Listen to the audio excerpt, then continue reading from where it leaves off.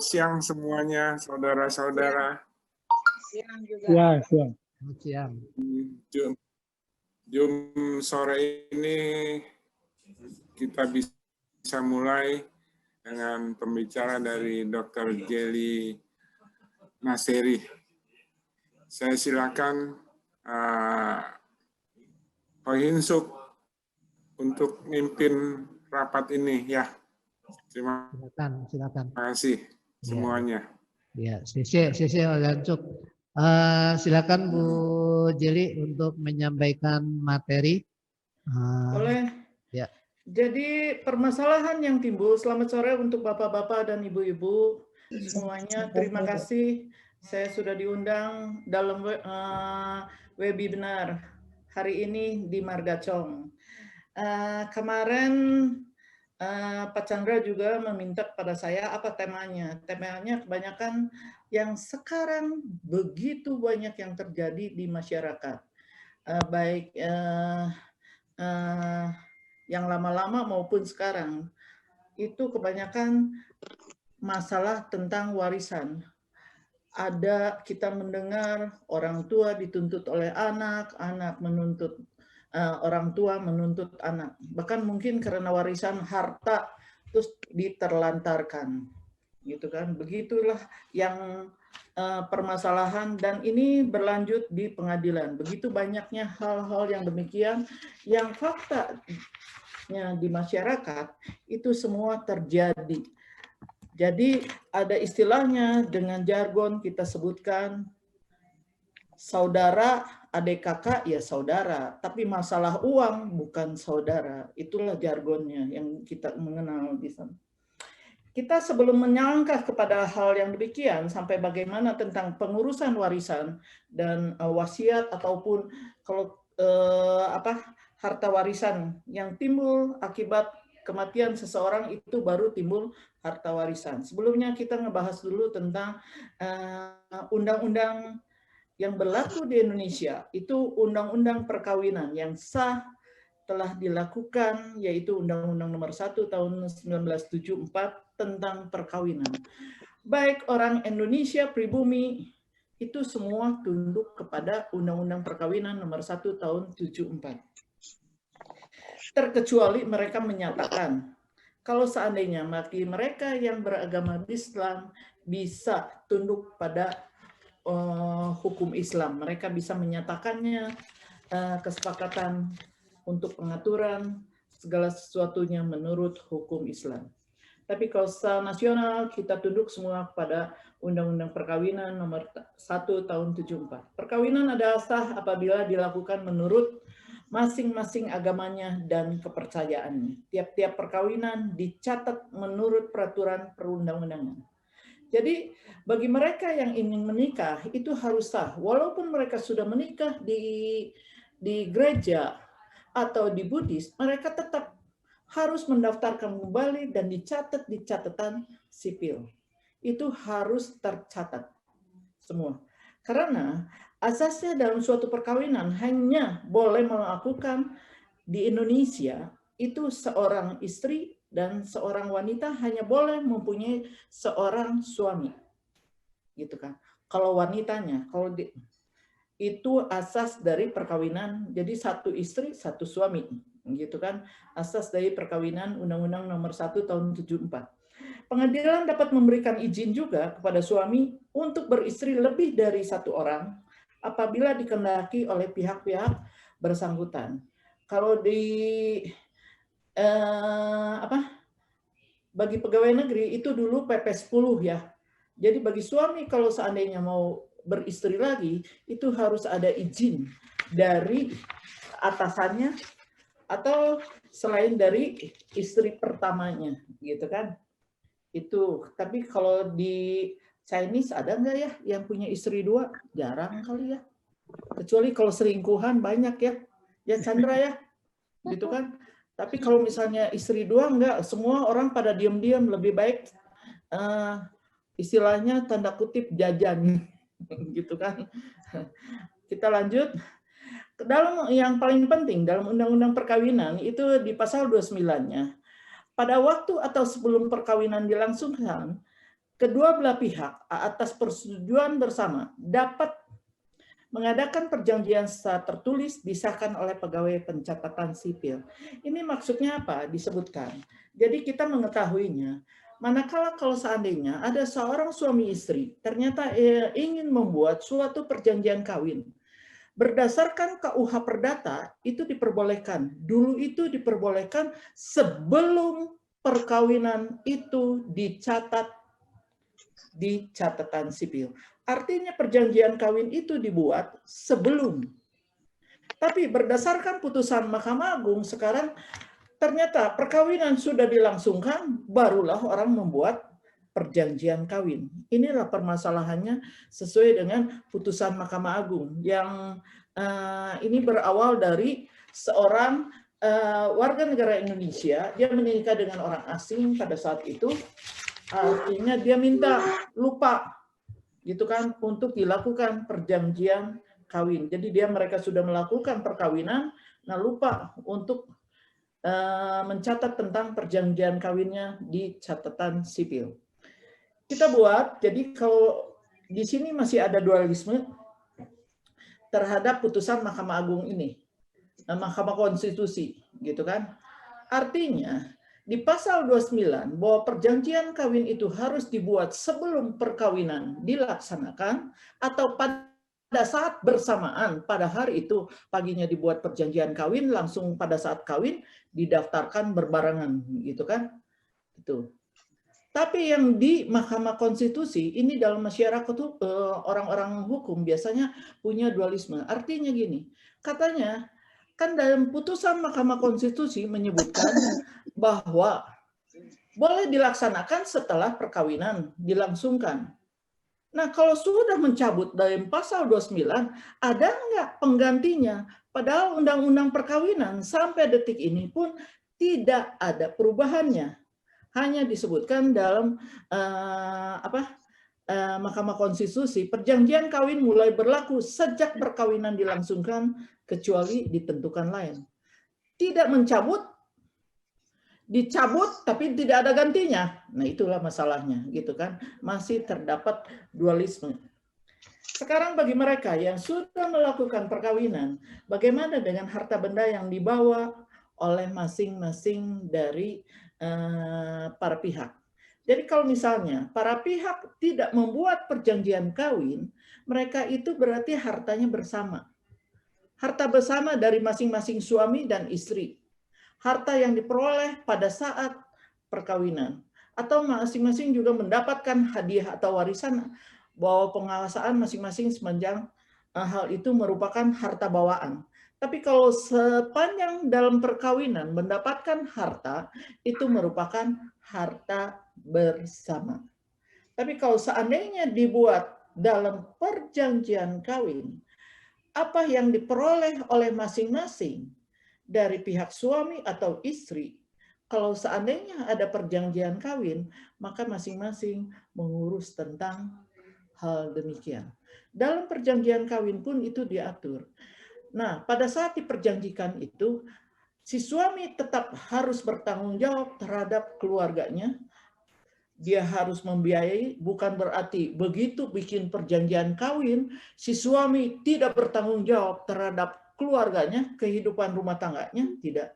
Tapi suami tetap bertanggung jawab terhadap pengeluaran sehari-hari dalam rumah tangganya, kebutuhan sehari-hari, dan sebagainya, dan sebagainya.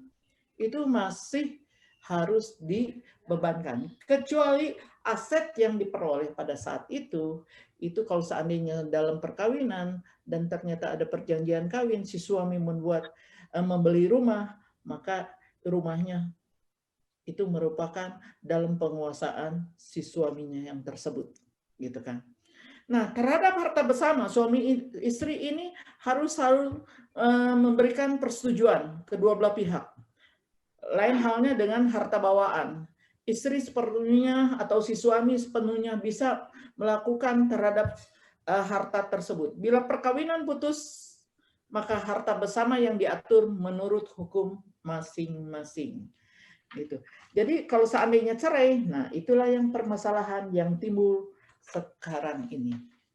Tapi kalau kita sebelum timbul dalam suatu perceraian, kita lihat dulu dalam suatu perkawinan ternyata menghasilkan ada anak.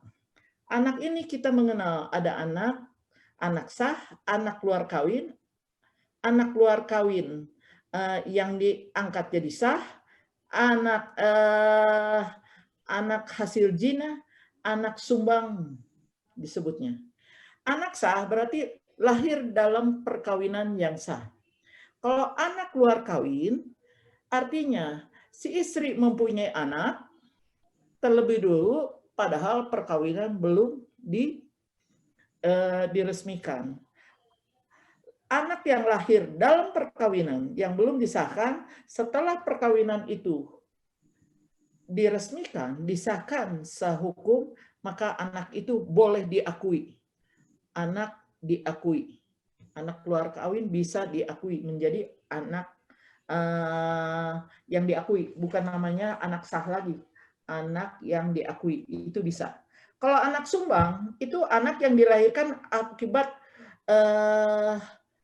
hubungan, mungkin kalau di daerah ya, kalau di sini. Kalau dulu mungkin juga ada nih di orang Chinese. Anak kakak, kakak kepok. Jadi gimana ya? Anak kakak kawin sama anak adiknya gitu kan. Nah itu yang nggak boleh. Itu anak sumbang kita sebutkan. Kalau anak zina semua mungkin sudah mengetahui apa yang disebut dengan anak zina. Batasan umur untuk kedewasaannya bagi mereka yang belum menikah, batas dewasa kita mengenal dengan 18 tahun. Itu diatur dalam undang-undang perkawinan. Tapi bagi mereka di bawah 18 tahun tapi sudah menikah dianggap juga sudah dewasa gitu kan. Nah, di undang-undang juga sekarang disebutkan tidak lagi seperti yang di bank atau di BPN atau di yang lain tempat, itu kan katanya dimintakan batas kedewasaan seseorang diminta udah umur usia 21 belum. Kalau sekarang enggak. Semua sudah mengetahuinya batas dewasa itu kita mengenal dengan 18 tahun. Itu selain diatur dalam Undang-Undang Nomor 1 Tahun 74 diatur juga dalam Undang-Undang Jabatan Notaris. Jadi batas kedewasaan tidak seperti dulu lagi 21 tahun tapi 18 tahun. Itu yang sekarang berlaku. Jadi kalau dulu Bang kan mintanya udah kalau seandainya anak belum 21 tahun, kalau dia mau bertindak selalu minta persetujuan ke pengadilan untuk dilakukan pengampuan atau perwalian dari anak tersebut. Itu harus dimintakan kalau menyangkut tentang harta dari si anak tersebut. Jadi orang tua masih bertindak terhadap anak yang di bawah umur. Mereka itu kalau resminya harus minta perwalian ke pengadilan, ada penetapan itu harus diajukan ke pengadilan atau minta kalau misalnya anak yang cacat tidak bisa melakukan pengampuan juga sama. Anak yang cacat tapi diakui sebagai anak sah, kalau seandainya mau bertindak apapun harus ada penetapan dari pengadilan, gitu kan. Nah, di dalam Undang-Undang Perkawinan, anak yang sah adalah anak yang dilahirkan dalam suatu perkawinan yang tadi saya sebutkan. Nah, sekarang ada putusan MK lagi, anak yang dilahirkan di luar perkawinan hanya mempunyai hubungan perdata dengan ibunya dan keluarga ibunya, serta dengan laki-laki sebagai ayahnya yang dapat dibuktikan berdasarkan ilmu, pengetahuan, dan teknologi, dan alat bukti lainnya menurut hukum mempunyai hubungan darah. Ini putusan MK ini sehubungan dengan kasusnya Pak Mak Cicak Mutar. Dulu itu kita mengenal Mak Cicak Mutar itu simpanan dari Pak Murdiono ya, Sekretaris Negara Murdiono kalau dulu. Nah, dari hubungan mereka itu mempunyai anak Mak Cicak Mutar. Akhirnya dibuka lah, wah ini anaknya Pak Murdiono, gitu kan. Pak Murdiono tidak mengakui. Nah, kebetulan Pak Murdiono-nya juga sudah meninggal, ternyata mereka pada saat bagi waris, akhirnya digugatlah oleh Mak Cicak Mutar. Inilah putusan MK yang keluar pada saat itu, memang diakui, Pak, ternyata hubungan darah bahwa benar itu anaknya Mat Cica Muchtar itu anaknya Pak Murdiono. Nah sekarang masalahnya, manakala kalau seandainya, padahal di satu sisi warisan sudah terbuka, ini baru menggugat warisannya, walaupun diakui bahwa itu anaknya Pak Murdiono, ini harta warisannya juga sudah tidak ada. Dan keluarga dari Pak Murdiono juga tidak mengakui. Akhirnya walaupun gugatan itu mempunyai hasil, yaitu putusan MK 2010, tapi kenyataannya Mat Cica Muchtar juga tidak memperoleh harta dari anaknya, tidak mendapatkan harta dari Pak Murdiono bapaknya, gitu kan? Itu yang terjadi kasus waktu Mat Cica Muchtar dengan Pak Murdiono, gitu kan. Sedangkan kalau dalam KUH Perdata kita mengenal juga dalam pengakuan, yaitu dalam pasal 280 itu KUH Perdata pengakuan. Jadi kalau misalnya seperti yang tadi saya sebutkan, anak yang diakui itu boleh. Kalau misalnya anak perempuan dan laki terlanjur punya anak dalam hubungannya, udah gitu dilanjutkan dengan perkawinan, anaknya boleh diakui, gitu. Itu sesuai dengan pasal 280, itu boleh, gitu kan. Kalau hubungan, kecuali kalau misalnya tidak bertanggung jawab, ya harus dicari bapaknya siapa, gitu kan ya. Pasal 283 itu anak yang dilahirkan karena perzinahan, itu agak sulit dan tidak boleh diakui, karena kalau perzinahan dalam arti status dua-duanya masih dalam keadaan status ada suami atau ada istri. Biasanya itu yang disebut kita dengan zina. Itu masalahnya. Nah, kita kembali kepada dalam perkawinan setelah mempunyai anak, timbullah adanya pewarisan. Manakala kalau misalnya orang tua kita, ibu bapak meninggal, dia meninggalkan anak, sistem pewarisan di Indonesia, itu kita mengenal ada hukum adat, waris Islam, itu ada semuanya. Kalau hukum adat berarti warisannya juga, hukum waris adat berarti pakai hukum adat. Kalau misalnya hukum waris Islam, kita harus mengajukan ke pengadilan agama untuk melakukan pembagian tentang harta warisannya itu. Sedangkan kalau hukum waris perdata, kita dasarnya dalam KUH Perdata. Itu kita mengenal. Jadi kalau pewarisan KUH Perdata, kita melihat berdasarkan undang-undang, yaitu dari hubungan orang tua darah, gitu kan? Atau pewarisan berdasarkan wasiat. Jadi dia tidak punya hubungan darah, atau istilahnya, misalnya si A dengan si B ingin mewariskan sesuatu kepada C, padahal si C ini bukan merupakan anak dari si A maupun si B. Itu bisa. Jadi di pewarisan di KUH Perdata, kita mengenal satu berdasarkan undang-undang, yaitu turunan yang sah, satu lagi pihak tiga. Bisa itu melalui wasiat. Kita mengenal dengan wasiat. Nah sekarang kita ngelihat pewarisan menurut undang-undang itu dilihat turun dulu ke anak semuanya, gitu kan? Karena dengan sendirinya apabila suami istri sudah mempunyai anak, warisan jatuh kepada anak. Tapi kalau suami istri tidak mempunyai anak, dua-duanya meninggal, setengah bagian dari harta suami turun ke suaminya, setengah bagian lagi turun ke ibunya. Kalau seandainya dua-duanya masih ada orang tua ke atas dan saudaranya, bisa dibagikanlah ke dua belah pihaknya ini. Jadi ke masing-masing semuanya. Kita mengenal kalau golongan tentang warisan, mungkin bisa Pak Chandra itu slide-nya, silakan diganti. Golongan 1, menurut KUH Perdata, kalau seandainya orang tua mempunyai anak 3, itu dipersilakan. Kalau seandainya, sebentar ya, maaf ternyata ada telepon. Halo Pak Cip? Halo? Apa Pak Cip? Sorry, ini lagi webinar. Mungkin ke-9 kali.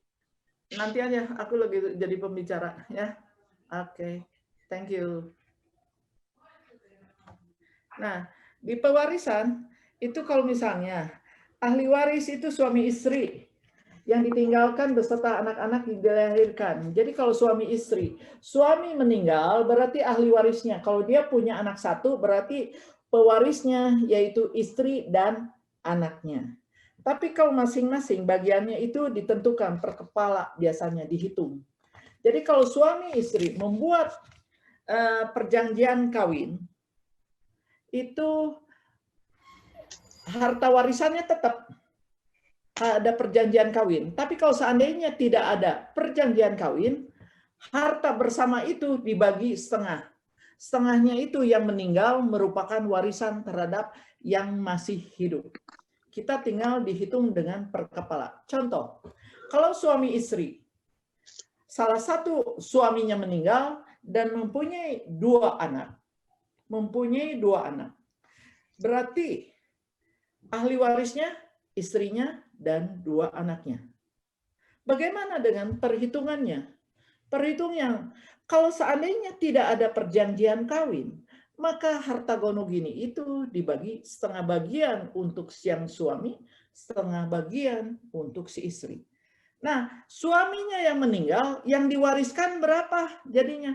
Yang setengah bagian inilah yang diwariskan kepada si istri dan dua anaknya. Kalau kita hitung, yang diwariskan itu 1/2 atau setengah. Si istri punya setengahnya juga, karena ini harta bersama. Yang setengahnya ini dibagi 3. Jadi si istri mendapatkan setengah plus 1/6. Anak-anaknya mendapatkan juga 1/6. Ngerti ya? 1/6-nya dari mana? Yaitu setengah dibagi 3 orang. Itu hasilnya. Gitu kan? Kalau seandainya untuk golongan 1, itu bagi mereka yang punya anak sah. Nah, kalau menurut golongan 2, kalau seandainya ahli warisnya kedua orang tuanya dan saudara, jadi ada suami istri tidak mempunyai anak, turunnya ke siapa? Yaitu kedua orang tuanya dan saudara sebagai pewaris. Bila hanya ada satu saudara pewaris, maka bagian dari orang tua masing-masing 1/3. Ada hitungannya. Ini berdasarkan KUH Perdata. Kalau misalnya saudaranya lebih dari satu pewaris, maka orang tua akan mendapatkan 1/4. Jadi ibu bapaknya akan mendapatkan 1/4. Dari siapa? Dari orang tua yang meninggal dunia. Tapi kalau dua-duanya meninggal dunia, itu dibagi 2. Dari keluarga perempuannya atau perempuan lakinya. Itu bagi mereka yang golongan. Sedangkan kedua. Sedangkan untuk golongan ketiga, kita melihat kalau misalnya ibu bapaknya sudah tidak ada, tapi masih mempunyai kakek neneknya, itu garis ke atas, itu bisa diperhitungkan. Kalau seandainya orang yang meninggal ini tidak meninggalkan anak, tapi dia meninggalkan ibu bapaknya juga tidak ada, tapi meninggalkan kakek neneknya. Maka bisa saja dibagikan setengah bagian bagi keluarga garis lurus ayahnya, setengah bagian lagi untuk garis lurus ibunya. Jadi kakek neneknya yang. Sedangkan untuk golongan 4, ahli waris menurut anggota keluarga garis ke samping. Kalau seandainya yang meninggal itu, dia meninggalkan saudara, derajat yang sampai ke garis ke samping, lainnya sampai derajat yang ke-6. Itu diperbolehkan untuk mewaris kalau seandainya. Tapi kalau seandainya ternyata dia hanya sebatang kara dan tidak mempunyai saudara semuanya, itu jatuhnya kepada negara. Gitu kan. Itu salah satunya. Di samping itu, kalau seandainya ternyata suami istri ini tidak mempunyai, mereka biasanya karena mempunyai anak banyak gitu kan, anak itu ada yang berbakti, ada yang tidak berbakti, orang bilang ada yang berdegong, ada yang baik, ada yang kurang ajar, ada yang segalanya. Akhirnya si orang tua itu dengan sendirinya biasanya mempunyai pilih kasih, walaupun sebenarnya itu anak-anak mereka, gitu kan.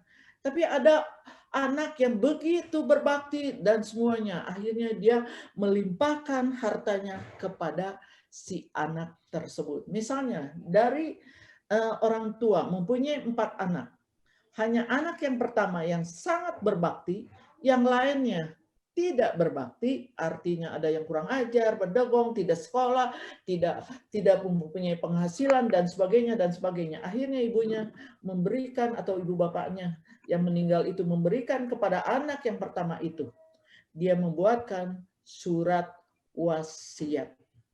Itu memang surat wasiat diperbolehkan.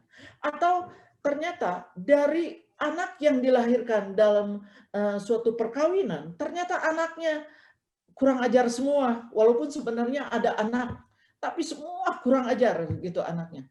Dia membuatkan, mungkin karena dia dirawat oleh seorang suster atau seorang dokter, itu tidak boleh. Dia mewasiatkan kepada suster atau dokter. Tapi kalau dia memberikan kepada keponakannya, kepada kakak ibunya, silakan saja, itu diperbolehkan. Mereka harus bisa membuatkan surat wasiat. Surat wasiat ini bisa kalau kita orang cuman bisa sedikit-dikit i chansu kita sebutkan. Nah, surat wasiat ini bisa datang ditulis sendiri, namanya dengan surat holografis. Tapi juga bisa membuat surat datang ke notaris, saya mau mewasiatkan, bisa. Itu disebutkan wasiat dengan akta umum, datang ke notaris. Tapi ada juga sudah dibikin wasiat sendiri, semua mau dititipin, boleh juga ke notaris. Di sini ada 4 macam wasiat bisa dibuatkan, tapi hampir rata-rata semua dibuat dengan notaris. Karena apa? Kalau dibuat sendiri atau di luar akte notaris, mereka membuat surat wasiat sendiri. Dikhawatirkan nyimpan di mana, tidak didaftarkan dan tidak diketahui, mungkin diambil seseorang dan sebagainya, itu tidak terdaftar. Karena dikhawatirkan manakala warisan sudah terbuka, ternyata ada testamen atau surat wasiat, dan ini penerima wasiatnya dirugikan, itulah dia bisa menuntut. Karena itu kebanyakan orang membuat surat wasiat di hadapan notaris. Contoh yang konkret. Contoh konkret pernah terjadi di Surabaya ya. Surabaya anak kapal api. Begitu banyaknya anaknya, ada yang akhirnya kakak-kakaknya sepakat bahwa ahli waris itu hanya 5 orang, padahal anaknya sebenarnya 6 orang. Itu yang terjadi. Itu yang terjadi bisa. Nah, akhirnya anak yang 1 orang yang tersingkirkan ini, dia bisa menggugat ke pengadilan. Gitu kan? Itu begitu banyaknya yang terjadi di masyarakat. Nah, contoh lagi, yang lagi heboh mungkin ya Pak Hendra ya di Jakarta, tentang grupnya Sinarmas. Nah, itu ada dipermasalahkan. Itu itu kawin beberapa kali ya. Dia punya anak dari Sinarmas. Banyak istri. Istrinya banyak. Nah, yang terakhir itu, nah anak, kalau saya melihat, dia sudah mengajukan permohonan bahwa ingin diakui sebagai anaknya, ternyata tidak diakui, gitu kan? Padahal lahir dalam perkawinan dari bapaknya, tapi mungkin anaknya yang tidak diakui, jadi bukan merupakan ahli waris. Tapi gugatannya juga itu yang pertama ya, yang saya tahu siapa? Freddy ya, Freddy, gitu kan? Itu salah satunya yang menuntut, gitu kan? Jadi kalau seandainya ini ada aturannya di KUH Perdata juga, cara pembagian warisan. Anak sah pasti akan mendapatkan dan semua sama. tidak membedakan ada perempuan maupun laki, semuanya sama, gitu kan? Itu yang anak diakui itu sama mendapatkan bagian dengan anak sah. Cuman yang tidak mendapatkan itu kalau seandainya anak adopsi. Biasa kan ada anak angkat ya, apalagi kalau orang Chinese kan kebanyakan terima ada anak angkat katanya. Itu dia tidak menerima warisan dari orang tua angkatnya gitu. Tapi kalau misalnya dia mendapatkan harta boleh melalui wasiat, itu diperbolehkan. Kita berbicara kalau seandainya seseorang, misalnya contoh, kalau seseorang ibu bapaknya mempunyai 4 orang anak, ternyata dia karena melihat anak-anaknya tidak berbakti kepada dia, atau mungkin melihat dari anak-anaknya ini sudah maju dan kaya-kaya semua, akhirnya harta dari salah satu yang meninggal itu dia berpikiran akan membuatkan testamen kepada salah seorang, misalnya saudaranya dan sebagainya dan sebagainya. Semua hartanya dibuat untuk bukan anaknya. Mereka berpikir. Besok lusa, itu anak-anak yang sah dalam perkawinan bisa menggugat sehubungan dengan wasiat ini. Gitu kan. Kenapa? Karena di undang-undang dilindungi. Kalau seandainya dia mempunyai 4 orang anak, kalau seandainya ibu bapaknya sudah meninggal berbarengan, seharusnya si anak itu akan mendapatkan 1/4, 1/4, 1/4, 1/4. Tapi sehubungan dengan adanya surat wasiat yang diberikan kepada keponakan atau siapa saudaranya dan sebagainya, anak ini tidak akan memperoleh 1/4-nya, tapi ada bagiannya yang harus diatur. Bagaimana cara menghitungnya? Itu diatur dalam KUH Perdata. Ada undang-undang di Indonesia yang menyebutkan karena 4 orang anak itu kali 3/4 kali seandainya dia mendapatkan 1/4. Nah itu. Jadi si anak tersebut tidak mendapatkan 1/6. Wasiat ini tetap diperhitungkan, tapi bagiannya bukan 1/4 lagi. Jadi si anak masing-masing akan mendapatkan yaitu sebesar 3/16. Itu bisa. Jadi anak tetap masih bisa, dan inilah yang disebut dengan bagian mutlak. Makanya sekarang sehubungan dengan hal demikian begitu banyaknya, apalagi dan sekarang ini orang tua kebanyakan lebih baik saya hibahkan kepada anakku rumah sekarang, ini sekarang gitu kan, hibahkan. Nah sekarang orang BPN juga udah banyak mengerti, orang banyak hukum. Jadi manakala kau menghibahkan rumah kepada seseorang ke salah satu anaknya, ketiga anaknya yang lainnya harus tanda tangan meminta persetujuan. Karena apa? Kalau tidak meminta, manakala besok lusa meninggal dalam perjalanan proses ini belum selesai, itu biasanya digugat. Karena itu BPN selalu meminta manakala ada penghibahan dari orang tua kepada salah satu anaknya, anak yang lain harus menyetujuinya. Karena kalau enggak BPN juga ikut terlibat. Itu biasanya kebanyakan demikian mungkin. Mungkin sekilas saya lebih banyak mungkin untuk diskusnya, karena kalau mungkin karena masyarakat umum awam mungkin tidak mengerti, mungkin ada beberapa pertanyaan kita share untuk sharing permasalahan mungkin untuk pribadi maupun temannya atau siapapun, kita bisa sharing untuk kasus-kasus tentang masalah warisan ini. Silakan mungkin Pak Chandra, itu aja slide-nya, silakan. Terima kasih Bu Jeli atas penjelasannya yang begitu gamblang ya mengenai harta warisannya. Tentunya tadi Bu Jeli menjelaskannya secara hukum ya. Namun kita di masyarakat awam ini banyak sekali kasus-kasus mengenai pembagian harta warisan. Nah, betul. Ini kita coba ada beberapa mungkin dari peserta kita yang dalam Zoom meeting ini Ada yang mau mempertanyakan masalah harta warisan seperti apa dan bagaimana? Silakan untuk nyalakan video, kemudian juga nyalakan mikrofon. Ya, silakan ada yang mau bertanya atau bisa juga melalui chat ya, melalui chat itu juga bisa, nanti kita akan bahas ya. Ini dipersilakan, mungkin ada yang mau bertanya ya. Kemarin sih ada dapat informasi dari Ibu Kafon ya, Ibu Kafon ya, Bogor. Itu dia punya permasalahan.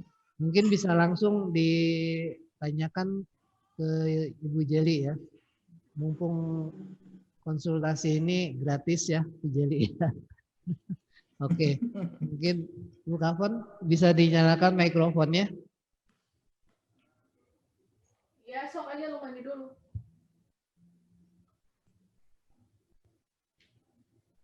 Atau mungkin yang lainnya mungkin belum siap. Ada yang mau nanyakan mengenai pembagian harta warisan, dipersilakan.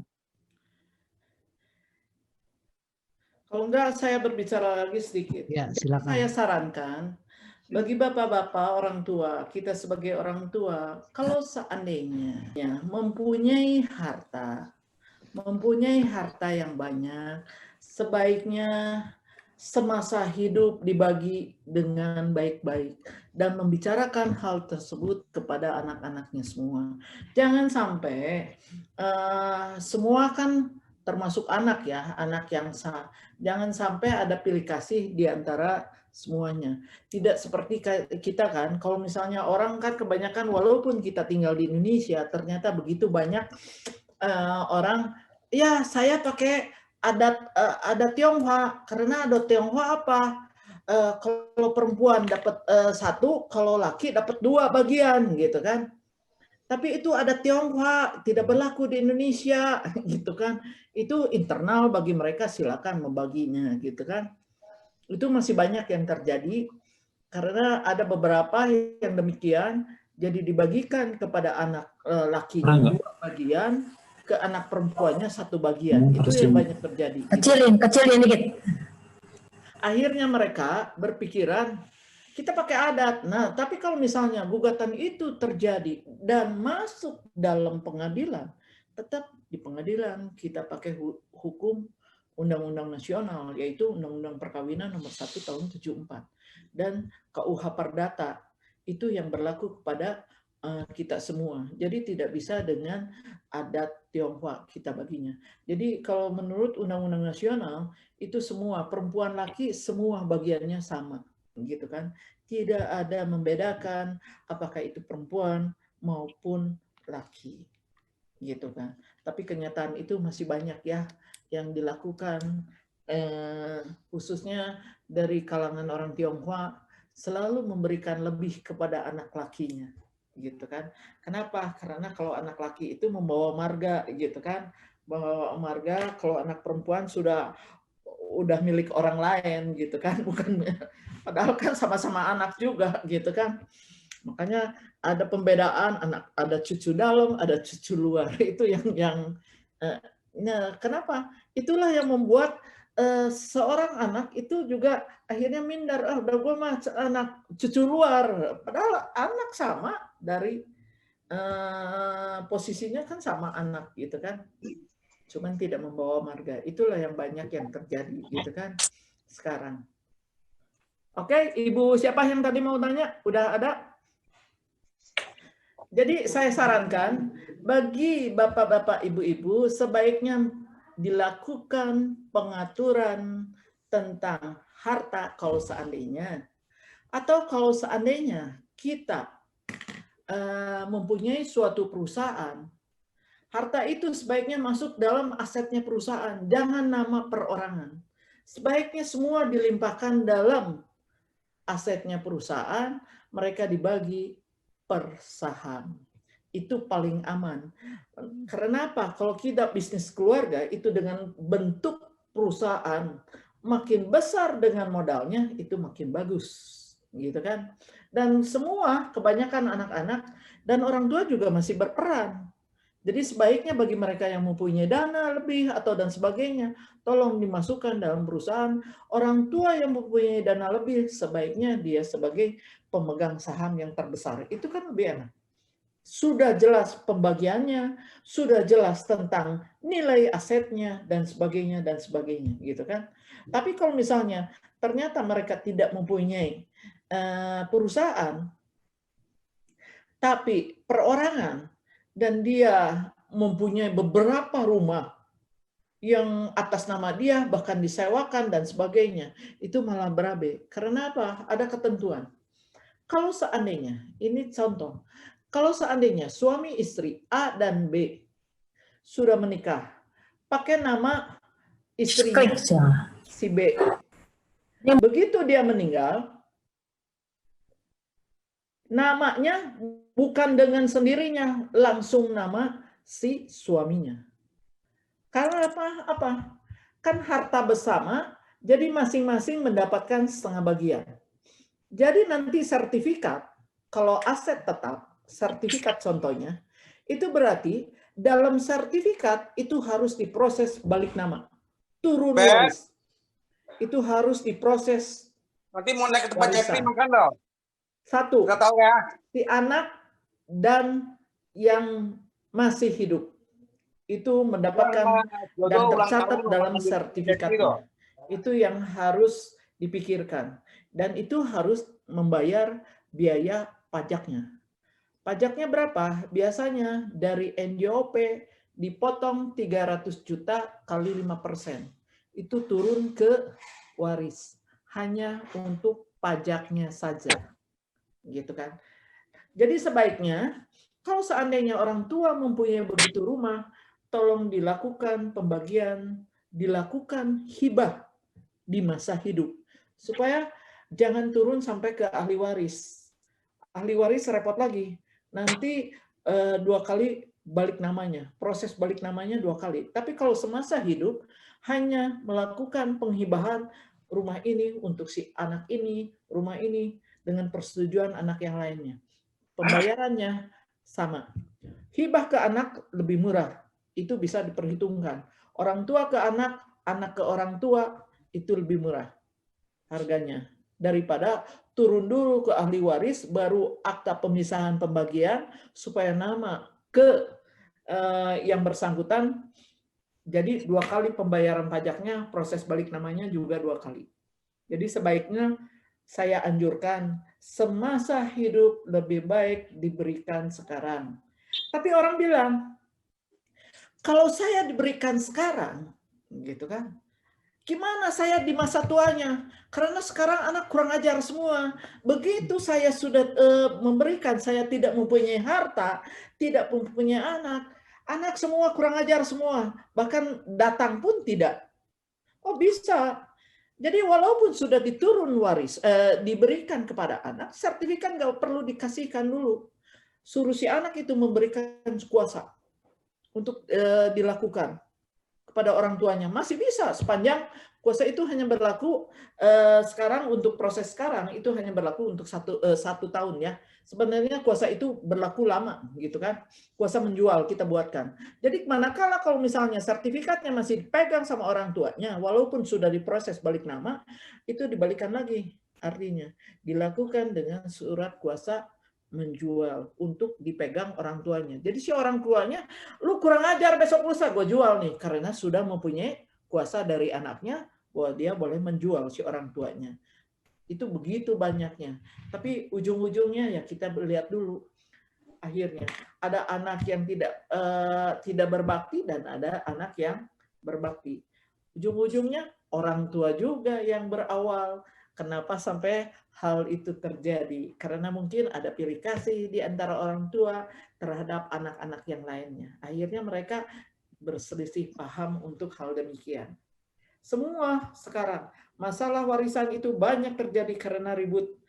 Makanya tadi seperti jargonnya, kalau adik kakak iya saudara, tapi masalah uang bukan saudara. Ya Pak Chandra ya, itulah yang terjadi. Oke.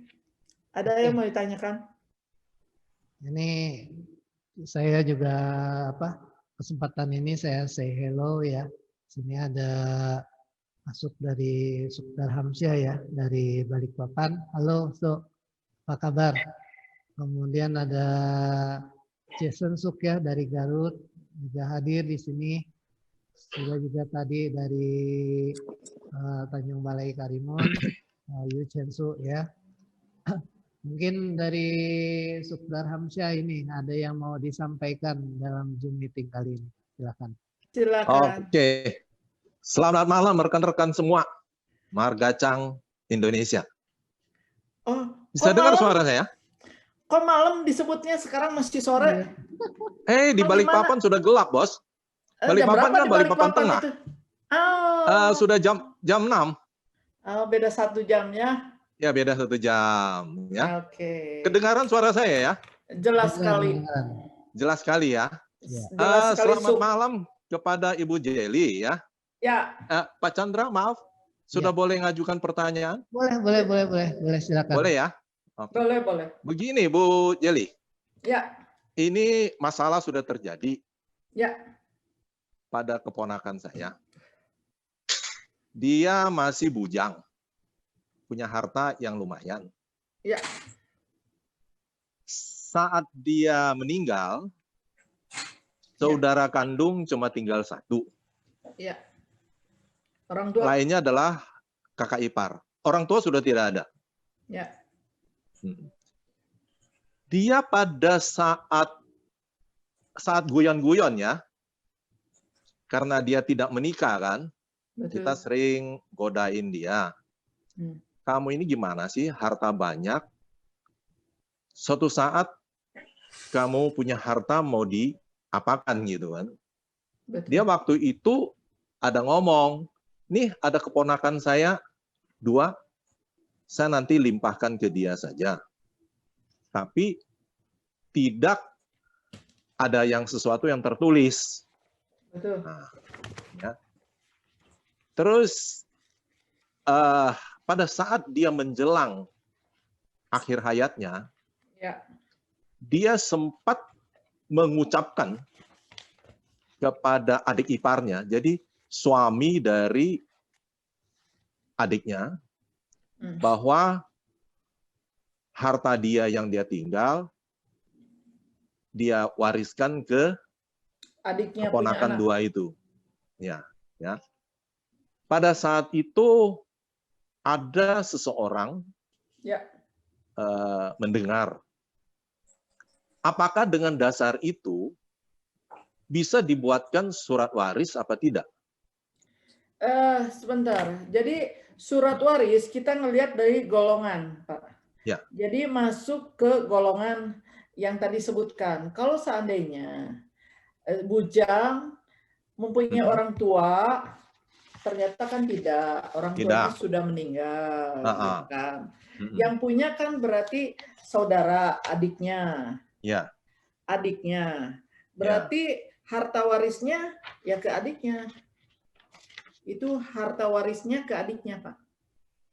Gitu kan? Ya. Jadi yang pertama dibikin surat keterangan waris bukan ke keponakannya, ke anak adiknya, bukan. Jadi yang pertama harus turun dulu ke nama adiknya. Itu bikin datang ke notaris, membuat datanya, nanti sebelum membuatkan surat keterangan ahli waris, dia harus, notaris yang bersangkutan harus mencek ke Depkumham. 1, apakah dia membuatkan icansu? Kan icansu biasanya orang diam-diam. Surat wasiat itu kan kita diam-diam. Kita kan nggak tahu. Walaupun kakak adik atau orang tua bisa saja membuatkan surat wasiat buat siapa. Jadi si notaris yang bersangkutan pasti akan mencek apakah dia pernah membuat surat wasiat. Itu bisa kelacak. Karena apa? Ada kewajiban dari seorang notaris. Setiap bulan ada atau tidak membuat surat wasiat harus melaporkan ke pusat, yaitu ke Depkumham. Jadi yang pertama dilihat apakah dia pernah ada surat wasiat atau tidak. Ternyata kalau seandainya tidak ada, Notaris itu pasti akan membuatkan. Yang tinggal siapa? Orang tuanya sudah tidak ada. Yang ada apa? Adiknya. Berarti ahli warisnya sebagai adiknya.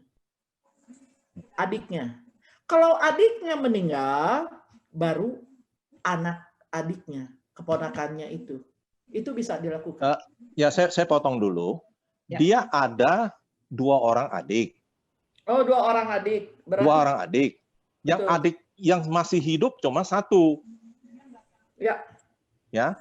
Sedangkan adiknya yang laki punya istri dan punya anak 2. Gitu. Sebentar. Kan yang meninggal laki-laki. Adiknya Enggak, perempuan. Perempuan. Yang meninggalkan perempuan. Punya adik laki. 2 orang. 2 Satu orang. adik laki, 1 anak perempuan, 1 perempuan, 1 laki. Betul. Nah, yang sedang adik laki yang sudah meninggal juga gitu. Adik laki tapi sudah punya menikah anak belum? 2. Nah, sudah punya istri, punya anak 2. Ya. Terus yang dari perempuan berapa? Yang dari perempuan punya anak 2, dari Ya. adik laki juga punya anak 2, dan istri adik lakinya masih hidup. Ya, jadi gini, sebagai ahli waris berarti bagiannya setengah-setengah. Untuk adik lakinya yang meninggal setengah, untuk adik perempuannya setengah. Yang adik lakinya yang meninggal itu diganti dengan anaknya 2. Ya. Tapi bagiannya masing-masing 1/4. Karena kan dibagi lagi. Dari setengah dibagi 2 orang. Masing-masing 1/4. Yang untuk anak perempuannya, karena dia masih hidup, ya sudah. Dia langsung mendapatkan setengah bagiannya. Tapi kalau adik laki yang sudah meninggal, dia mendapatkan, yaitu anak-anaknya, sebagai pewaris pengganti dari papanya. Ya. Jadi ahli warisnya adik-adiknya. Walaupun dia sudah meninggal, punya anak, anaknya yang menggantikan. Itu turun. Itu dengan sendirinya. Jadi bagiannya setengah-setengah. Tidak bisa untuk langsung kepada kedua anak ini. Ke anak siapa? Yang perempuannya. Karena yang sebagai ahli waris yang diatur dalam KUH Perdata, undang-undang di Indonesia yang berlaku, ya turunnya ke siapa? Si adiknya ini. Adiknya ini sudah meninggal, maka disebut bikin dulu surat keterangan ahli waris. Ahli warisnya anaknya 2. Jadi turunnya kepada 3 orang dengan posisi adik perempuannya mendapatkan setengah, keponakannya 2 dari adik lakinya itu 1/4 bagian. Itu Pak. Tapi tidak bisa dia langsung membuatkan surat keterangan ahli waris langsung kepada keponakannya. Tidak bisa. Karena adiknya ada. Gitu kan. Kecuali kalau ibu bapaknya semua nggak ada, ya semua turun ke keponakannya. Gitu. Gitu Pak.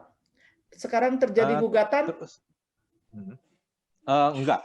Akhirnya mereka ya saya sarankan jangan bikin tontonan untuk orang. Bukan Karena tontonan, harta untung bukan warisannya Anda. hilang. Betul. Enggak. Anda nanti hilang ayam malah hilang sapi, gue bilang. Betul. Karena sampai di meja hijau tidak ada sesuatu keputusan yang memuaskan kalian. Nah, cuma mereka yang saya mau tanyakan lagi itu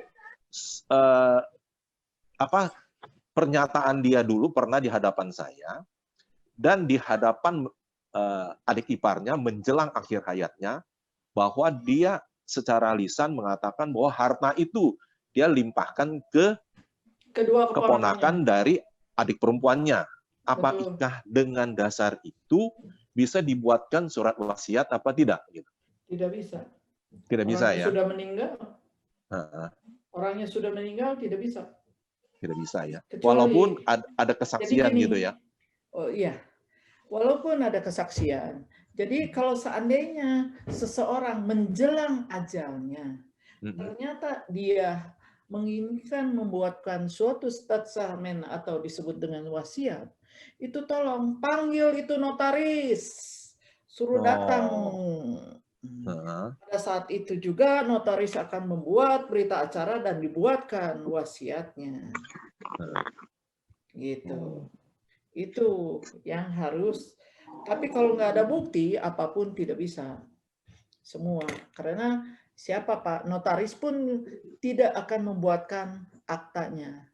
Karena sah hukum pasti jatuhnya kepada dua keponakan yang bapaknya meninggal, sedangkan satu lagi keponakan tidak mendapat, bahkan mendapatkan dari bibinya, ibunya yang setengah. Itu sah hukum Pak yang diatur Pak. Jadi sampai kapanpun tidak bisa dilaksanakan. Bagaimana caranya kalau seandainya ini mendapatkan ya legowo, bisa nggak diatur melalui mediasi? Ya. Jadi Ya akhirnya dikumpulkan ya semua. saya sarankan mereka selesaikan secara kekeluargaan aja. Betul. Jadi kalau seandainya dibuatkan secara kekeluargaan, tolong dibuatkan juga suratnya semua dengan 2 orang saksi. Gitu kan? Mereka sudah balik nama semua sudah sih. Oh, sudah selesai ya nggak apa-apa, Selesai. gitu kan? Cuma Karena apa? ingin Permasalahannya apa? Ya sekarang saya makanya apa ya?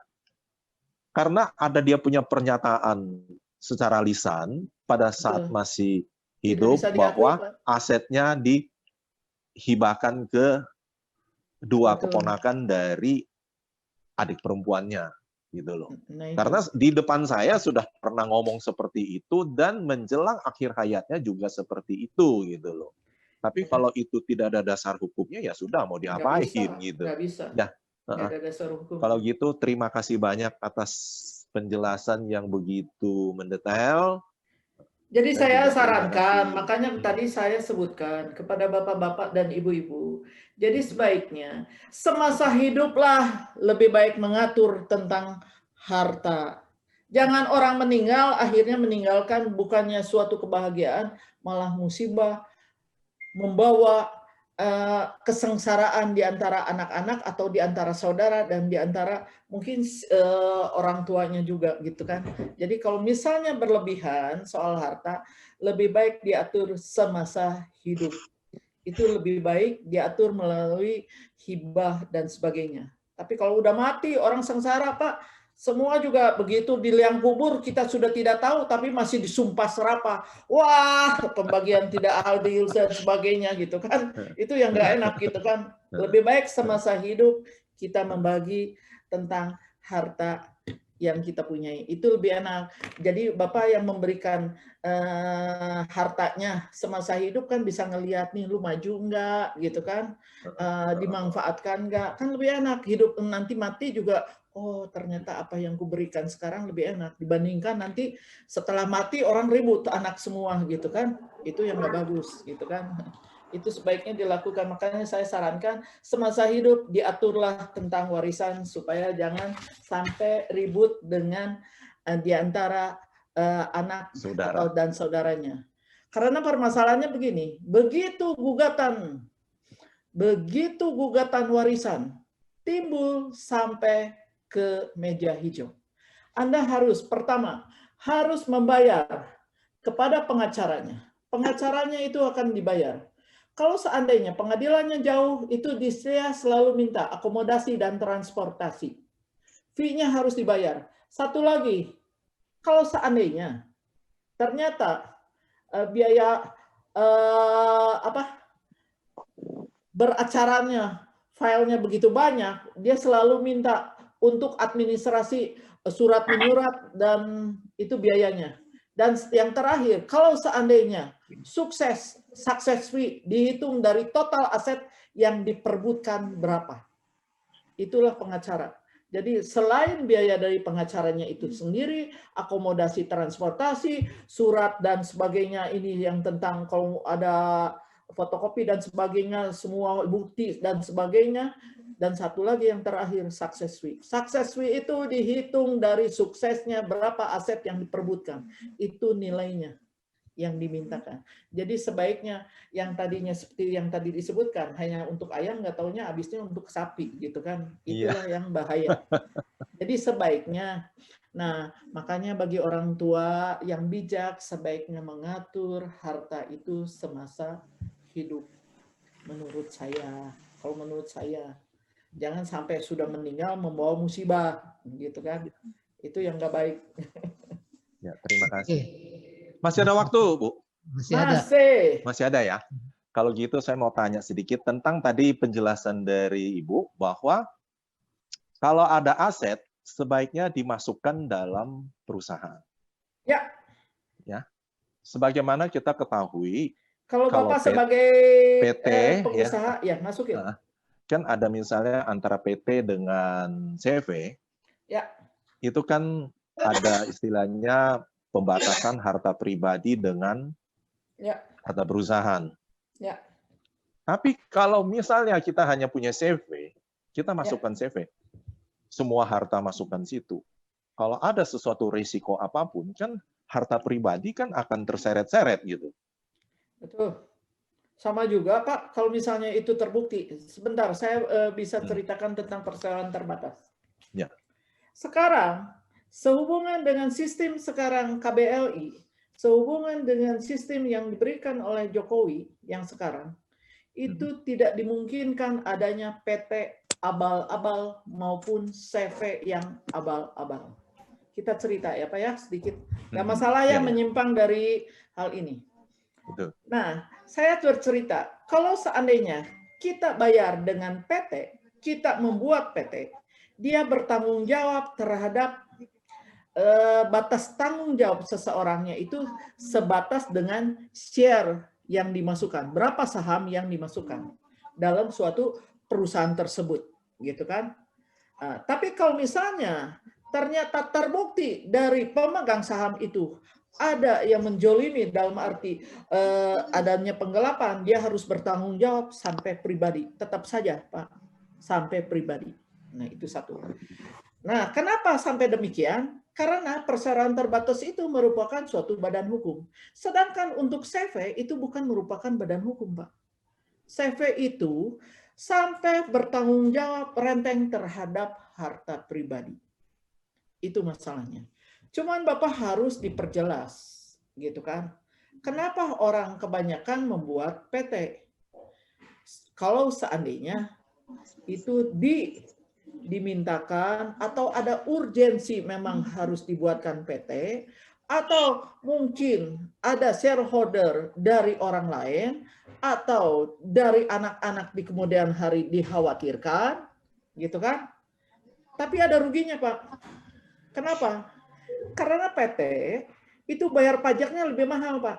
Apalagi 25% bayarnya. Ditambah dengan pemegang saham juga kan secara pribadi harus bayar Pak 30%.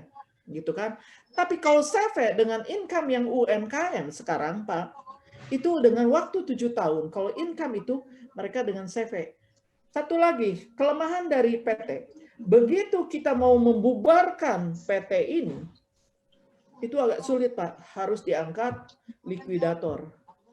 Kalau harus diaudit, harus dilakukan pemberesan, ditanya segalanya semuanya aset. Kalau termasuk pajak Pak. Tapi kalau CV bubar gitu, lapor gitu. CV kan nggak begitu ini Pak, nggak berat. Karena apa? Secara pribadi gitu kan. Cuman beda pajaknya. Pajaknya sekarang apalagi dengan CV dengan pandemi ini, Jokowi ini memberikan kelonggaran, kita bebas ya CV ya. Itu dibayarin sama itu, jujur saja dibayar sama tapi itu dengan income dan dia boleh 7 tahun. Kita mungkin bebas Pak untuk yang akan datang.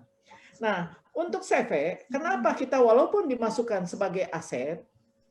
Karena asetnya kan atas nama orang-orang yang bersangkutan, Pak. Apa dibalik nama atau enggak? Itu yang harus dilihat.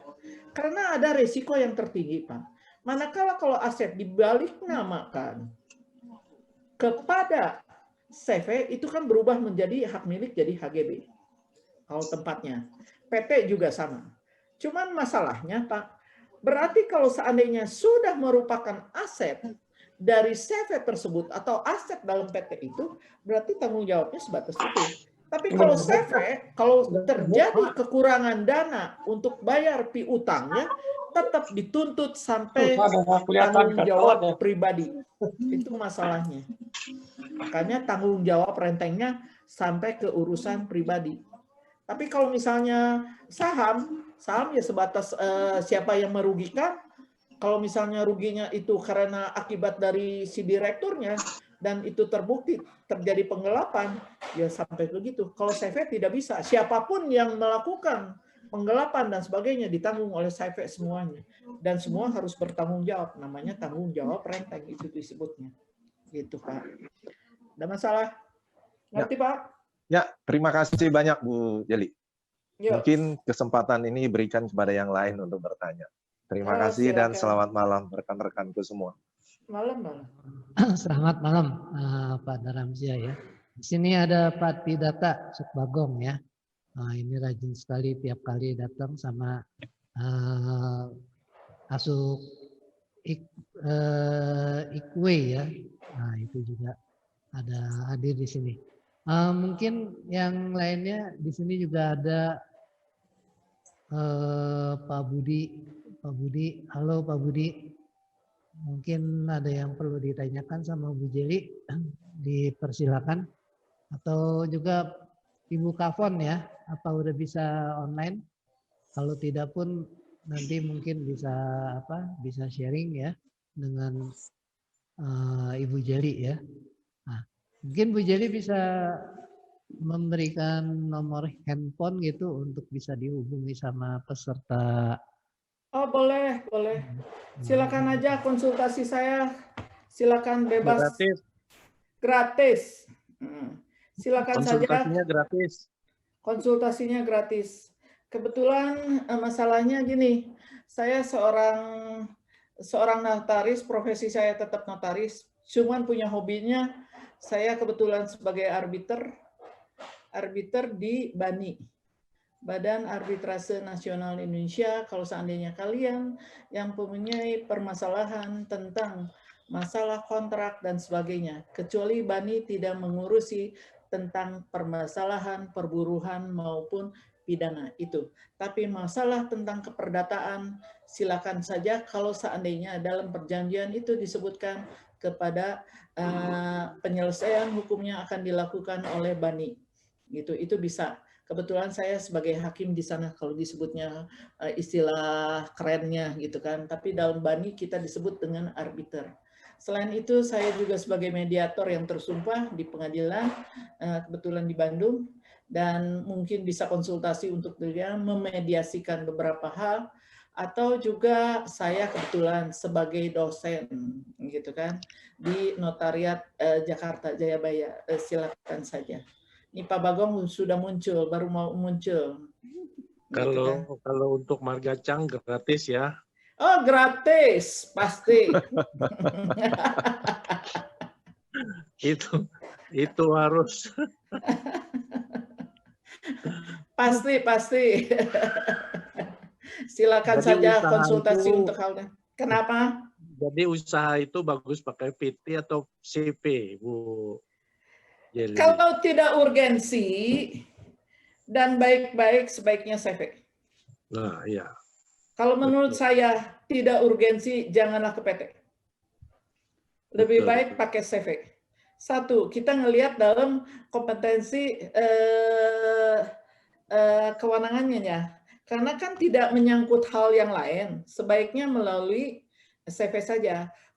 Tapi kita ada kerjasama dengan pihak lain, tolong kalian harus pakai PT.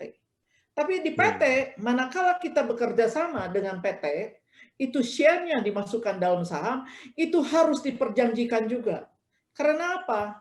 Sekarang itu orang kaya itu begitu kayanya, begitu orang semakin kaya, semakin, kalau menurut saya nih, semakin jahat orang. Gitu kan? Betul. Makin kaya, makin jahat orangnya. Karena apa? Betul. Uang berkuasa. Contoh, saya bisa memberikan contoh. Kalau seandainya masuk dalam suatu PT, 5 orang pemegang saham, 5-5-nya tadinya Misalnya, 1 orang 1M, 1M, 1M. Semua dengan modal dasar 5M. Tapi karena dia kaya bisa. Dan ini PT ternyata berusahanya begitu hebatnya, begitu kuatnya, dan mendapatkan keuntungan hasil yang betul-betul bisa balik modal. Akhirnya dia berpikir, saya harus nambah modal untuk memperbesarkan perusahaan ini. Akhirnya dia nambah modal, padahal di lain pihak, teman-temannya mungkin atau siapanya ini kan tidak modal kayak dia. Tambah katanya modalnya 5 miliar atau 10M. Gitu kan. Ini belum tentu orang lain mempunyai kemampuan hal itu. Nah, orang kaya itu begitu. Jadi begitu kita kerjasama dengan orang kaya, kalian harus ingat satu. Janganlah sekali-sekali dan harus diperjanjikan. Manakala kita bekerja sama dengan mereka, harus diperjanjikan. Saham itu tidak boleh didilusi, dihilangkan. Jadi dilusi. Jadi artinya, kalau seandainya seseorang mempunyai modal begitu besar, dia tambah modalnya, akhirnya dia tidak bisa, hilanglah dia punya saham, betul nggak? Betul. Nah itu. Jadi dilusi itu menghilangkan saham seseorang. Dihilangkan. Itu yang harus diperjanjikan. Jadi diperjanjikanlah sesuai dengan proporsional kalau menurut saya. Karena kebanyakan yang terjadi sekarang ini, begitu banyaknya orang yang kerjasama dengan orang kaya, semua akhirnya dia yang mendirikan, dia yang punya ide, dia yang punya segalanya, ternyata apes. Semua akhirnya diambil alih. Contoh hal yang konkret. Contoh yang konkret abnormal. Abnormal dari orang itu akhirnya didilusi, kerjasama, dilusi, hilanglah. Padahal dia yang mendirikan, dia yang semua. Akhirnya dia didilusi, habis terus dijual juga akhirnya ke Indofood. Itulah yang terjadi. Jadi sebaiknya bagi rekan-rekan, kalau seandainya mau kerjasama, itu harus dibentuk dengan PT dan harus diperjanjikan. Jangan sampai didilusi karena terus dimasukkan modal supaya bertambah besar, akhirnya hilang. Uang Anda pun hilang. Nah, jadi terus itu gimana perjanjiannya waktu sebelum membuat akte atau waktu pertama kali membuat akte? Iya, waktu setelah membuat akte, dibuatlah perjanjian. Tidak boleh dilakukan dilusi di antara para pemegang saham. Dilusi ya? Dilusi. Itulah yang karena itu yang bahaya. Kesian ya. Dengan modal dia punya ide untuk membangunnya, akhirnya keludes juga dimakan orang. Benar nggak? Itulah kenyataan yang terjadi. Itulah yang orang kaya kebanyakan lebih sama gitu kan. Mereka akan tak terus saja sampai sekuat-kuatnya. Berapa kuat yang dia keluarkan? Itulah akhirnya. Gitu kan? Dilusi. Nanti dilusi. Tolong gitu di kan? Japri namanya Bu ya. Oh iya, dilusi. Iya. Dilusi. Gitu kan. Karena itu bagi kalian tolong sebaiknya kalau tidak mempunyai kepentingan untuk apapun tentang PT, sebaiknya bikin aja CV sendirilah, perusahaan sendirilah, nggak usah macam-macam gitu kan. Kalau seandainya mau bikin PT ya sama anak lah, jangan dengan orang lain. Gitu kan. Kalau itu ya itu PT sama anak keluarga. Itu juga kalau CV kan biasanya kan 2 orang aja suami istri pun jadi kan? Iya. Jadi kalau tidak mempunyai kepentingan apapun, sebaiknya lebih baik dengan CV, gitu kan? Iya. CV nilainya lebih besar. Jadi untuk perorangan, kalau sebagai pengusaha akan dibebankan PPh-nya dengan 30%, untuk CV-nya 0,5. Tapi kalau untuk perusahaan, PT, pajaknya itu akan dibebankan dengan 25%, kitanya pribadi wajib pajaknya untuk perorangannya 30% tetap. Jadi berapa totalnya? 55%. Karena dividen yang diterima dalam perusahaan tersebut, kita tetap harus bayar pajak sacapun, gitu kan. Nah, perusahaan sudah bayarkan 25% untuk perusahaannya, gitu kan, untuk keuntungannya terus dibagi ke kita bayar lagi pajak 30%. itu masalahnya, gitu kan. Tapi kalau untuk CV itu pembayarannya lebih kecil, gitu kan. Kita pribadinya tetap sebagai 30%, tapi untuk jasa notaris beda. Jasa notaris, pengacara, gitu kan. Ini kita bukan 30%, 55%. Terlalu tinggi ya, 55% pajaknya kita dibebankan dengan 55%, gitu kan. Jasa pengacara maupun notaris itu kena 55%, gitu. Oke, untuk satu pertanyaan terakhir ya, sebelum menjelang kita closing ya.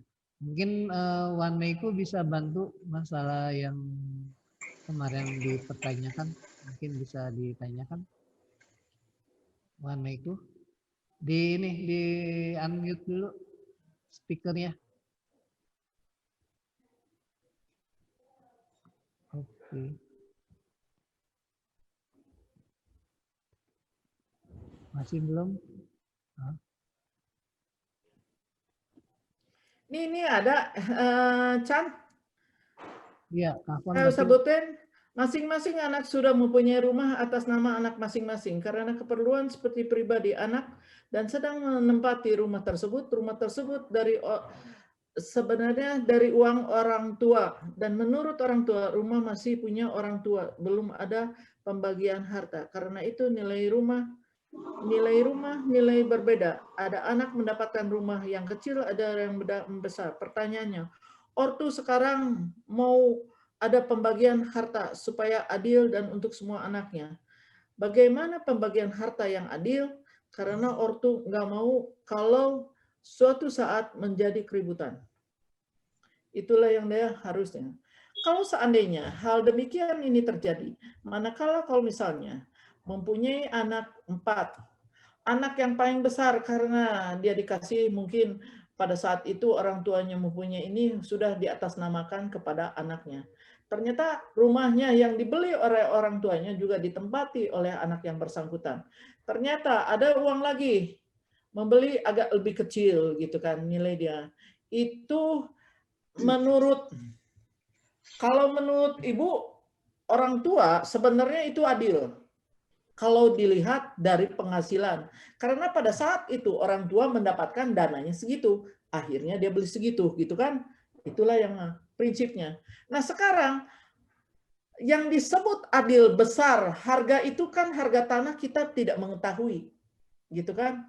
Apakah nanti, walaupun rumahnya besar, ternyata NJOP-nya lebih kecil juga kita tidak mengetahui. Ada rumahnya kecil, tapi karena di pinggir jalan dan di street yang terkenal itu bisa besar, itu juga tidak mengetahuinya, Bu. Pada prinsipnya ibu harus bijaksana atau orang tua harus bijaksana, artinya pada saat pemberian ini itulah yang diberikan bagi bekal kalian. Ini kewajiban sebagai orang tua memberikan bekal bagi kalian untuk demikian. Kalau seandainya menurut beliau tidak adil, ya ibu tinggal diperhitungkan. Kalau seandainya ibu atau orang tua masih mempunyai dana untuk hal itu, tolong dilihat, diverifikasi berapa nilai NJOP-nya. Kalau misalnya itu juga harus berembuk, Bu, gitu kan? Karena kalau seandainya ibu tidak berembuk dengan anak-anak yang tersebut, nanti bilang, ah mama atau orang tua lebih sayang kepada anak yang paling besar, gitu kan? Itu yang lebih berabe juga. Jadi semuanya harus dikomunikasikan di antara orang tua dan anak. Karena permasalahan ini sebenarnya itu timbul karena apa? Adanya pilih kasih orang tua terhadap anak. Itulah yang mulai timbul sebenarnya. Orang tua harus lebih bijak terhadap kehidupan anak-anaknya, terhadap harta yang dipunyai orang tua terhadap anak-anaknya. Itu harus bijak. Karena apa? Timbul jealous itu seseorang karena apa? Ada pembedaan dari orang tua terhadap anak. Disitulah namanya juga anak manusia.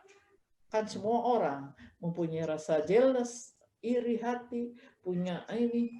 Itu susah ya. Nah, ukuran sekarang adil tidaknya menurut ibu, pada saat itu karena kehidupannya segitu kan mempunyai dana yang lebih. Itulah yang disebut adil. Gitu kan? Nah, sekarang dulu kita dalam susah, ya makan cuman sama Misalnya sama telur setengah. Kalau sekarang telur aja nggak mau, makanya udah lain lagi, gitu kan? Itu susah ngomong ya, namanya, gitu kan? Itulah kalau menurut saya ya, Ibu. Nah, sekarang ada satu lagi. Anak yang ketiga, yang harga NJOP-nya tertinggi, anak-anak juga mau adil juga terhadap rumah tersebut. Anak yang ketiga juga adil terhadap saudara-saudaranya. Ya silakan saja kalau seandainya menurut adil itu, ukuran adil, menurut anak-anak Bapak Ibu, dilihat dari nilai dari rumah-rumah tersebut, apakah itu yang dikehendaki atau nilai menurut ukuran adil itu karena kewajiban orang tua memberikan rumah terhadap anaknya. Itu kan nah sekarang orang tua juga tidak mengetahui ternyata NJOP rumah yang dulu diberikan itu ternyata lebih tinggi dari rumah yang sekarang, kan susah juga Bu ngomongnya, makanya harus dilihat.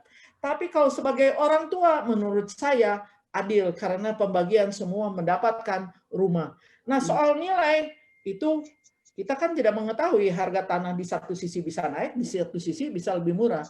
Itu yang ukuran adil. Tapi kalau misalnya di ukuran adil karena nilai tanah setelah pembagian, setelah diberikan, setelah diproses balik nama dan sebagainya, ya itu susah ngomong ya Bu ya. Itulah yang harus bijak kita bercerita kepada anak-anaknya. Oke. Gitu kan? Oke, Pak Wan Meku mungkin bisa sampaikan. Ada yang mau disampaikan? Iya, temen juga mau menanyakan karena dia kan bukan marga atau jadi nggak enak nanya. Begini, kan kalau suaminya meninggal, Ya, kan itu rumah pakai nama suami. ya, Itu apa harus mesti diganti nama istri? Apa gimana? Boleh tanya? ya. Nama istri dan anak-anak. Ada punya anaknya? Anaknya satu. Ya, jadi nanti turun waris. Kalau seandainya, menurut saya harus diperhatikan. Kalau seandainya dia tidak ada urgensi, tidak pindah, dan rumahnya cuma satu-satunya, Ya. tidak punya rencana untuk pindah, ditempati sampai dia nanti meninggal, sebaiknya jangan dibalik nama sekarang. Karena masalahnya, kalau dia balik nama sekarang, berarti turun dulu. Ibu harus bayar NJOP, dipotong 300 juta kali 5%. Nanti dalam sertifikat atas nama istrinya dan anaknya. Tapi kalau misalnya istrinya, ibunya nanti meninggal, demikian juga turun ke waris. Jadi kalau misalnya tidak ada urgensi dan dia ditempati, tunggu aja orang tuanya meninggal dua-duanya. Karena tetap aja NJOP dipotong 300 juta kali 5%. Masalahnya begitu. Jadi dilihat urgensinya, Bu. Kecuali kalau misalnya ada urgensinya. Contoh, manakala dibutuhkan untuk pinjam uang ke bank, mau nggak mau itu harus dibalik nama, gitu kan. Tapi kalau misalnya dijaminkan, artinya dijaminkan, gitu kan. Tapi kalau mau ditempati sampai dia meninggal istrinya, sampai ibunya meninggal, ya tunggu aja sampai meninggal, Bu. Karena bayar pajaknya kan mahal, Bu. Balik nama 2 kali warisannya. Oh gitu ya. Nanti Kalau rumah ini ibunya kalau meninggal, tidak gitu. harus turun waris lagi ke anaknya. Oh, jadi 2 kali ya. Iya, nunggu saja. Kalau tidak ada urgensi, tidak ada punya kepentingan. Kecuali kalau punya kepentingan untuk dijaminkan. Silakan saja. Karena nanti bayar pajaknya 2 kali. Ya, hitungannya gini. NJOP dipotong 300 juta kali 5%. Itu nilai rumah berapa kalau 300 juta harus bayar pajak? Dari NJOP nanti dilihat. Pokoknya dipotong di Bandung dipotong 300 juta untuk turun ke waris. Turun waris. Itu gitu harus ya. demikian. Peraturannya ya bayar harus pajak ya.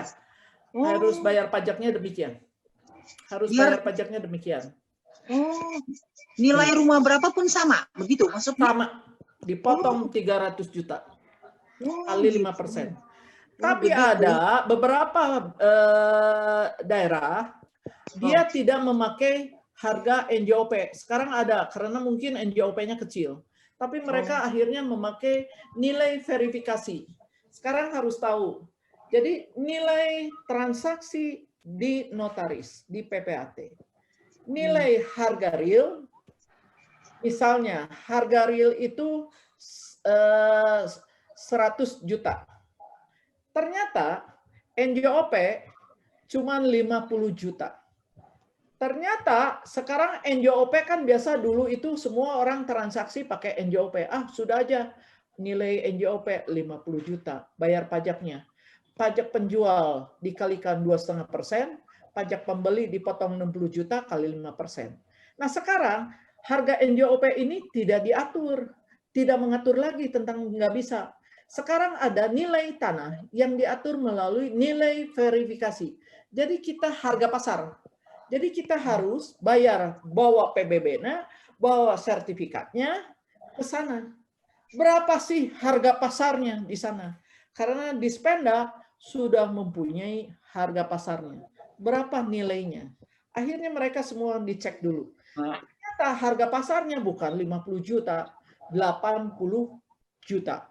Nah, kita boleh saja kalau seandainya dimasukkan 80 juta. Gitu kan. Tapi kalau seandainya, kebanyakan kan orang nggak mau dengan harga nilai verifikasi. Harga pasar itu kebanyakan tinggi banget. Ada yang lebih tinggi dari harga realnya. Jadi kadang orang ya nyogok-nyogok juga gitu kan. Itu janganlah dilakukan. Karena apa? Dispenda mempunyai data untuk harga pasar itu dan dia nge-link kepada KPP, Kantor Pelayanan Pajak. Hati-hati. Janganlah bermain kalian ke sana.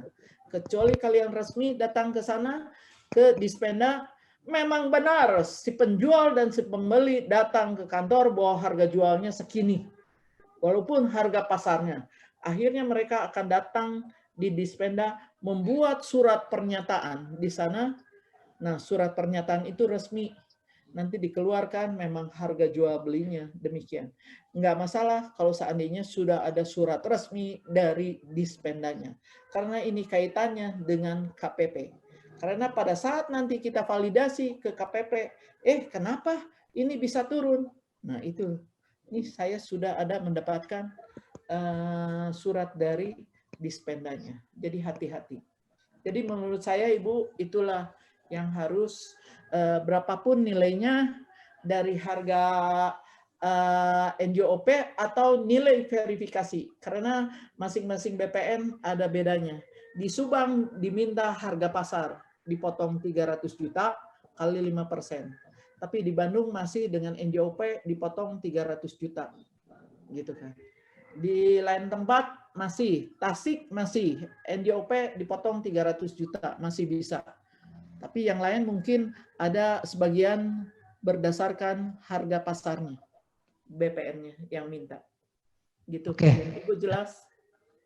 Iya mau nanya lagi, Bu Jeli. Kan kalau waktu dulu orang beli rumah ya kebanyakan IMB doangan, nggak bikin sertifikat. Karena dibilangnya kalau bikin sertifikat kan mesti keluar duit banyak. Lagi pula nggak penting, nggak pinjam duit di bank, nggak perlu ada sertifikat, itu nggak apa-apa ya? Oh nggak bisa. Punya rumah, alas haknya harus. Punya rumah, alas haknya harus sertifikat. Oh gitu.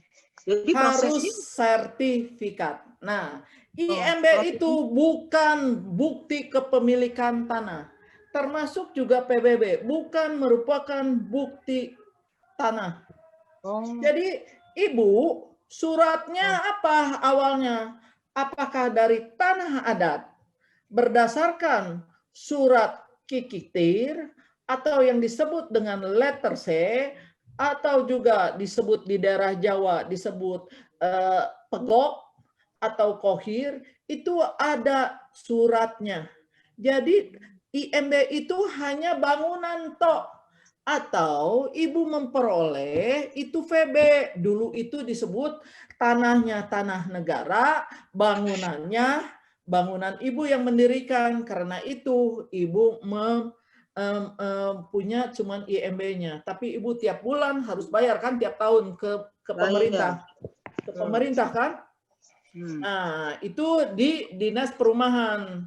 Itu bukan milik ibu. Rumah itu tanahnya tetap bukan milik ibu. Tanahnya milik pemerintah.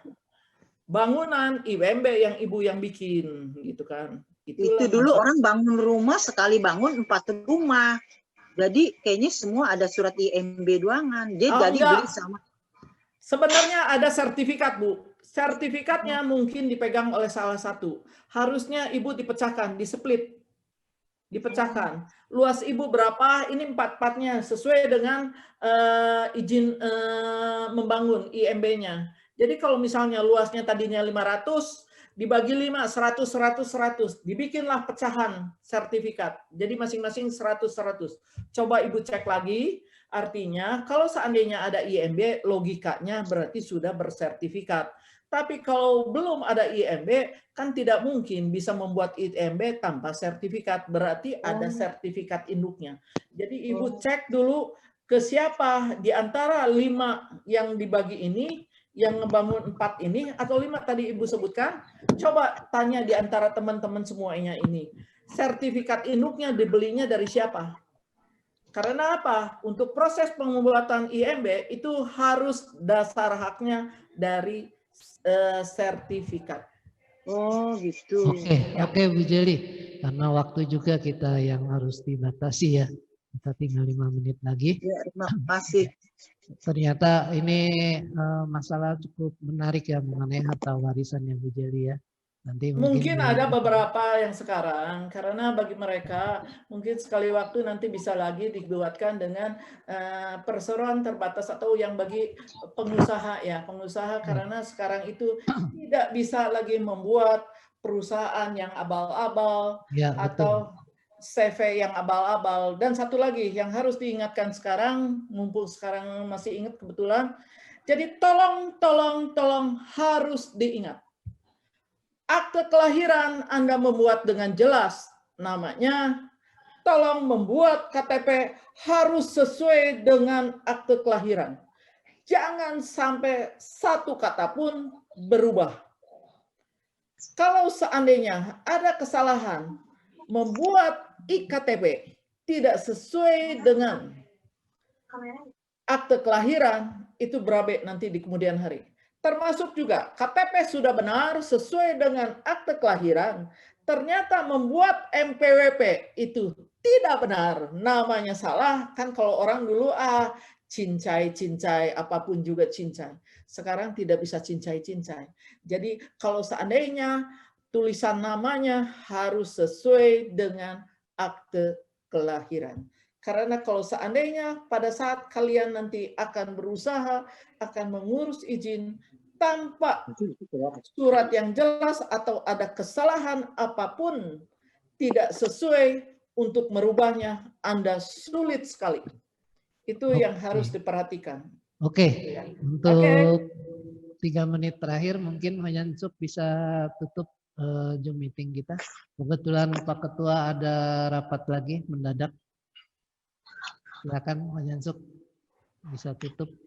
Matiin dulu kameranya. Sebentar lagi. Ya, selamat malam. Bagus sekali ini jurnalnya dan banyak pemasukan ya, menambah wawasan. Saya kira cukup malam ini Zoom-nya selesai. Saya nyatakan ditutup. Terima kasih sekali dengan Ibu Lili. Selamat malam Bu, terima kasih semuanya. Terima kasih Bu Deli, makasih. Kangen semua. Ya, nanti kita ketemu lagi Zoom meeting tanggal 7 November ya. Kita ketemu lagi nanti di 7 November. Oke. 7 atau 14 mungkin. 14 November kita ketemu ya untuk Foto. Oke, nanti saya akan informasikan lagi, akan sharing. Foto Terima kasih. kan? Ya. Di foto. Foto bersama ya. Pak Bagong. Iya. Oke. Semuanya bisa dinyalakan nggak ininya apa? Oke. Oke. Terima kasih semuanya. Sampai Ya, jumpa lagi di minggu depan dengan tema yang lebih menarik lagi ya. Terima kasih atas Terima kasih. Selamat malam. ya. Salam semua. Selamat malam. Jumpa Selamat bulan malam depan. ya. Iya. Oke.